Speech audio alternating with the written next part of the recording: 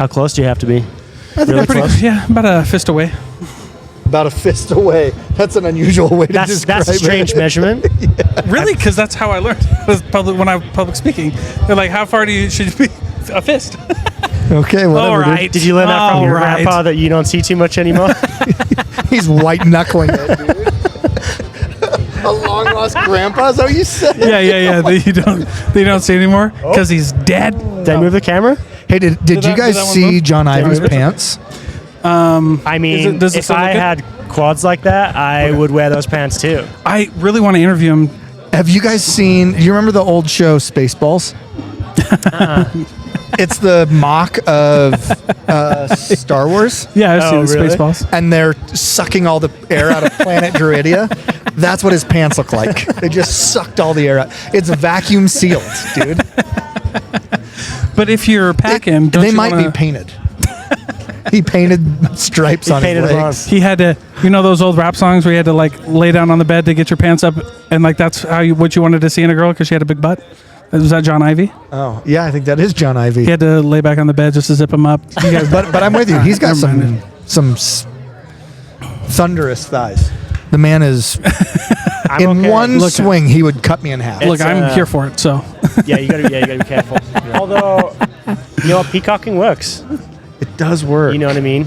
If you wear an outfit, then you walk in, it just says, "Everyone look at me." that everybody's in, Yeah. dude, you're in. Everyone's in. That's what I'm hoping happens here. I'm peacocking. Yeah. I gotta do They were like, "Hey, Nick, you have a 10-foot space," and I was like, "Sweet, I'm taking 90."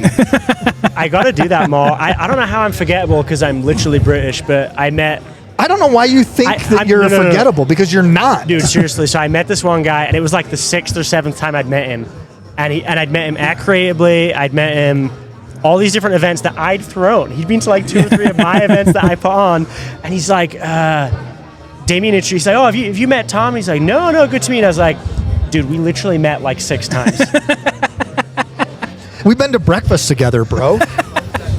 and I'm like, and he's like, "Oh, sorry, like I'm Polynesian," and I'm like, "I'm literally British." He's like, "Oh, well, that's an island." It's like, literally an island. Yeah, bro. You're yeah. digging yourself a hole. I don't know if you know geography, but He was Polynesian. That's weird. That's a weird thing. A way to get out of it. You're like, do I'm they just Polynesian. notoriously have bad memories? No, I don't know. I'm looking at Dalton because he's you wouldn't believe it, but he's Are you Polynesian. Polynesian? Yeah, That's why. That's this. yeah. That's why you were allowed to get that. That's why. I don't know if I was allowed, but I did. Yeah. But yeah, no, I don't know, dude. That's a weird thing to say. That's funny though. I'm gonna try it. Did it work? It didn't work. no, it Okay, didn't work. so I can't use it. Well, I've tried it, and it just gets me more hate and abuse. I'm like, "Yeah, I'm British," and they're like, "Yeah, I thought so. That's why I didn't like you." Or, it kind of usually takes a negative turn, so it doesn't work as well for being British. That's right. But like, look, of all the European countries, you guys have the worst food. Well, know what, though? that's facts. fair. Have you been there? Yeah. Have you had food? Yeah, multiple times. I don't get it, dude. I actually think this comes Great from- Indian food, Yeah. well, but you like hometown food for you. You're Yeah. really. Yeah. Oh yeah. you're like a beans in the morning kind of guy. Yeah. What's your guys' deal? You don't like beans? But your guys' beans are they're like brown sugar beans and with like bacon and stuff in them. We're Oh, you put bacon in tomato anything and it's sauce. game on. Yeah, it's true. I don't like sprouts until I came to the U.S. and they're like, no, they're cooked in grease with bacon, and you're like, okay, yeah, no, I'll have those I was sprouts. gonna Yeah, say that too. that'll like, be fine. Yeah, like Brussels sprouts are like ew, but they're deep fried in butter. I do love salt and butter. England though. I mean, it's just such a rad place. You know what though? You couldn't pay me to move back though. Why? The weather? No, The food. The opportunity here The women. is yes. The what? I'm just naming just everything I can think of. Food, weather, women, It's men. it's the teeth. It's the teeth, man. It's got to be just genetics, right? The teeth. Or is it lifestyle? What's crazy about it is it's all. You have nice teeth. It's all. My dad's a dentist. Oh, that checks out. Yeah, I when mean I- everybody in England just chews rocks with their beans for breakfast. Yeah, I don't know what it is, but the Coffee, teeth. It's just maybe? it's the color. I think it's smoking. I think big tea drinkers, wine. But yeah, you guys, especially Utah, does teeth really well. Oh, dude, it's all about Well, when you have enough money to. it's all about plastic surgery. And I was gonna say when you can put a Fake mouth guard in and teeth. cover them up. Yeah.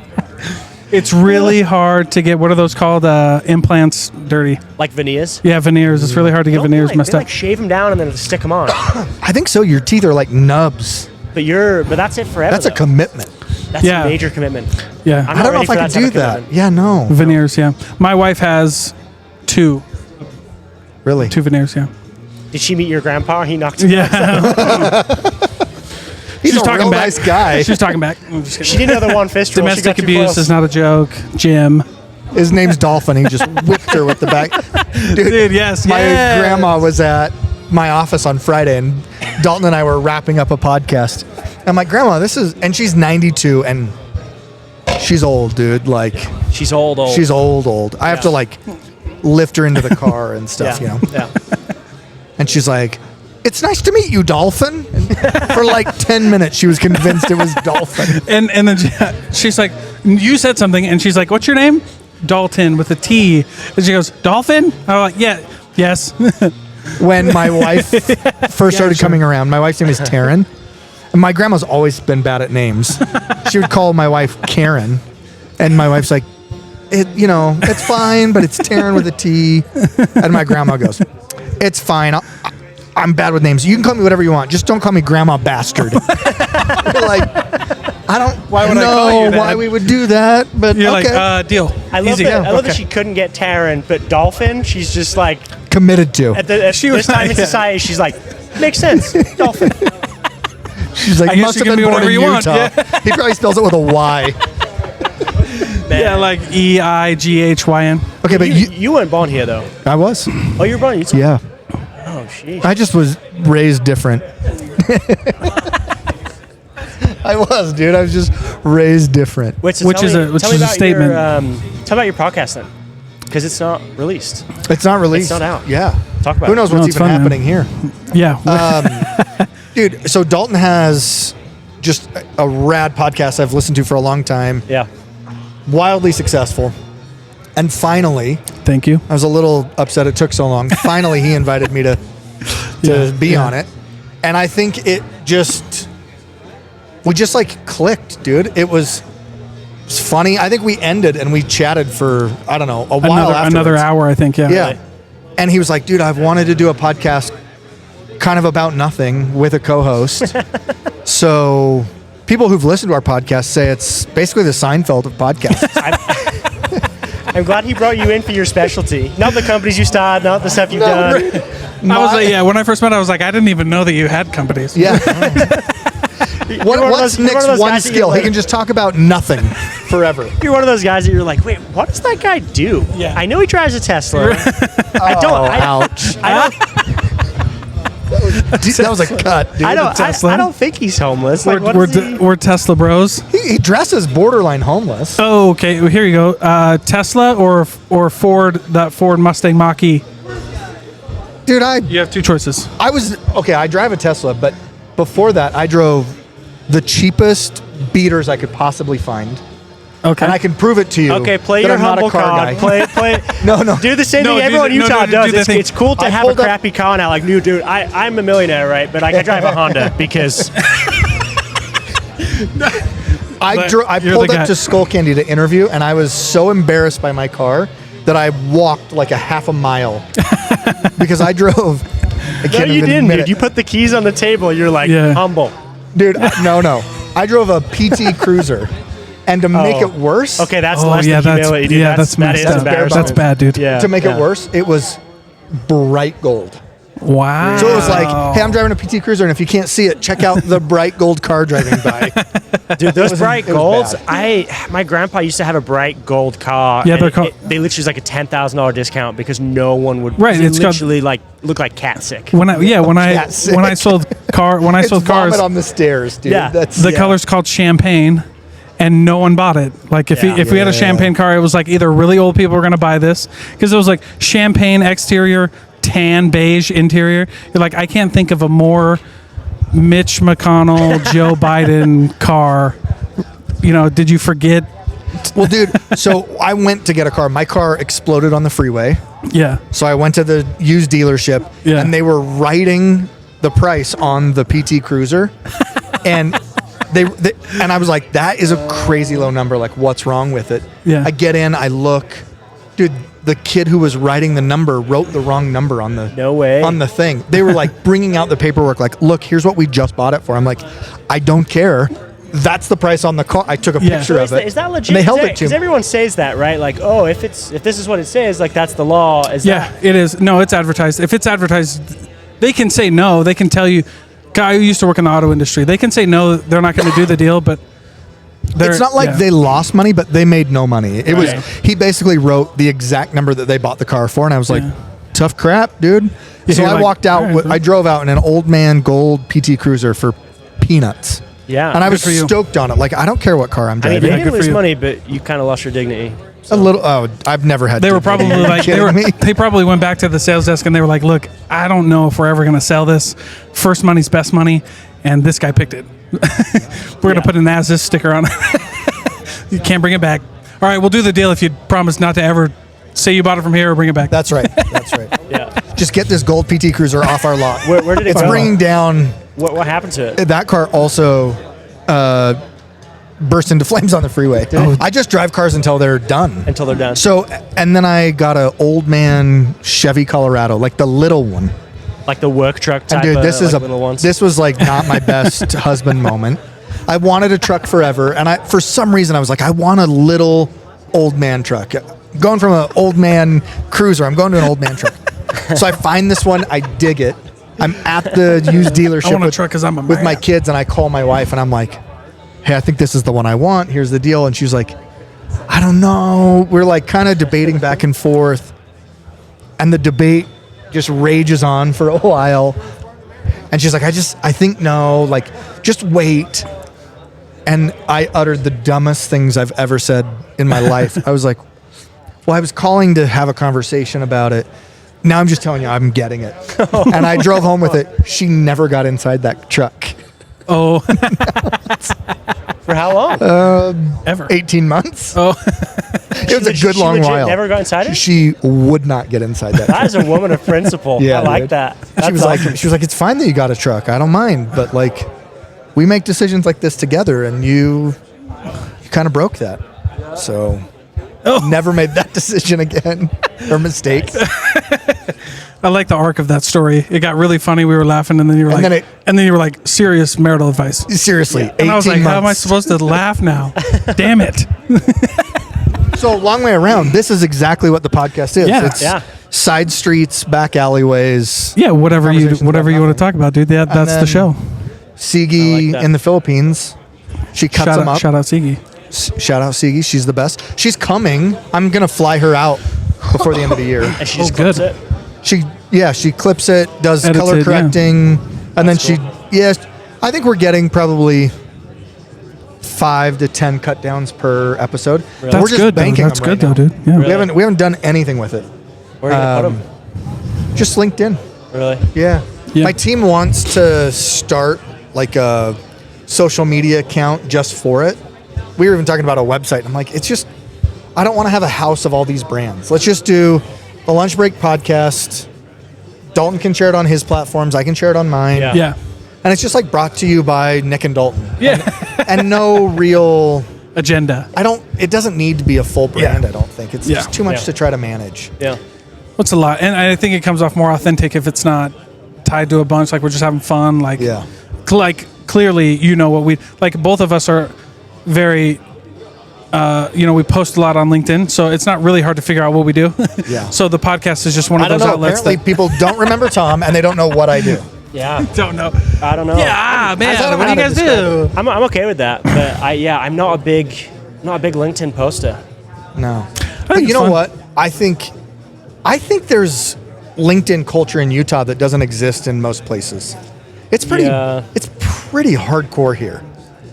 Yeah. I don't know if that's the algorithm or if it's just like Or are you talking about like you have to post something so wild, and then everybody wants to get viral? So because Utah is like one of the biggest states for influencers. yeah. If it's not the biggest, it's in the top three, yeah. I think.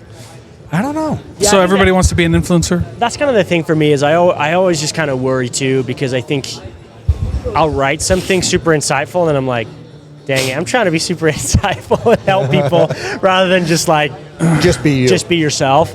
And there's just something about LinkedIn that I think it has to seem to have value. But I think in Utah for sure it's shifting where it's becoming more social media where people are posting about going to the hospital and like all this other stuff. Yeah. I which feel I like think is good. I feel like that's LinkedIn's kind of going that way in general, right? I think so. It's kind of going that But way. I talk to friends who aren't in Utah, and they're like, there's not like a LinkedIn community that's online or even in person, like events like this. Yeah. You know, this is like fully brought to you by LinkedIn. Yeah, this is a Yeah. LinkedIn thing for sure. This is like Yeah. the people who are here you see on Yeah. LinkedIn every day. Yeah, we go. Yeah, we can. But we there's can go something on to be LinkedIn. said about people who are on it, but not, you know, obnoxiously posting like myself. We're just getting stuff done. I mean, Yeah. kudos to Yeah. you, dude. But since you and I connected, I've just consistently been a little intimidated. Seriously. And just wildly impressed with what you're able to do. Yeah. That's So really kind. if you're not sharing the wisdom on LinkedIn, I don't care. Just keep sending them to me. yeah. No, Because that's- I always tell him, Tom, I'll be the little fish that eats your leftovers. I'm cool with that. Because it's good eating, dude. It's Well, good eating. I know. I wish we could capture all that stuff ourselves, but we're focused on a really, really specific niche. But that's kind of what's been amazing to me as I've been in Utah. Like as I've talked to different people, I see some people that are on LinkedIn, they're starting companies and they're celebrating like all this money that they raised. And then I'll go to lunch with someone and it's like, this guy's just like, yeah, I bought this HVAC company and it's not sexy, it's not fun, but it kicks off about $500,000 in cash a year and I have an operator and I just am like living life and I'm like, this is the guy that that's what I want to learn from. That's what I'm impressed by. Like raising money and all. It's great, but I'm always just Raising money's hard. It is hard. Well, and and- it go ahead. doesn't mean that you're going to be successful either. Like for me, I've always just like, what do you really, really genuinely want? I don't need a big exit. I don't need people to know who I am. My goal is consistent income from assets that are just paying me every month. And everyone's kind of chasing that, right? Like everyone talks about, oh, let's buy real estate, let's buy these businesses. But there are people that are doing it around you and you have no idea. I have a couple buddies that are 20, 30 grand a month. A lot of guys would look at that and be like, it's not that much. But that guy takes his kids to school every morning. Yeah. He's home when his kids get home every single day. Yeah. He's living a life like by design. And so for me, that's been my only issue with LinkedIn is like, I don't really want to know like what you're showing the world. I kind of want to know what's happening behind closed doors. Like, what do you pay yourself? And like, that's such a stigmatized question where people like, they won't ask that. It's really what we all want to know. It's really what we're all curious about. Do you actually have the money that you think you have? Exactly. And so if someone raises $3 million, like, dude, that's awesome. Super pumped for the opportunity that you're about to experience, what you're about to do.